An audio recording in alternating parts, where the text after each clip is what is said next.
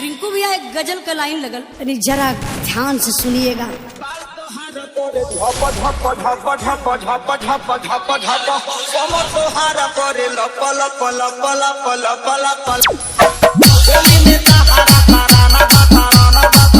यही के बदल के गा दिल भैया। वाह चला मास्टर तो डोला तारे डोला तारे डोला तारे डोला तारे देखी से दिल हमर बोला तारे बोला तारे बोला तारे हरा नूरानी बानू रानी बानू रानी बानू रानी बा चढ़ल सोना के पानी बा हो पानी बा हो पानी बा हो पानी बा चले लूरा में तो डोला तारे देखी से दिल हमर बोला तारे हंसता के हरा नूरानी बानू रानी बा चढ़ल सोना के पानी बा हो पानी बा एकदम मचमचात जवानी। हाय हाय रे फरियाद आ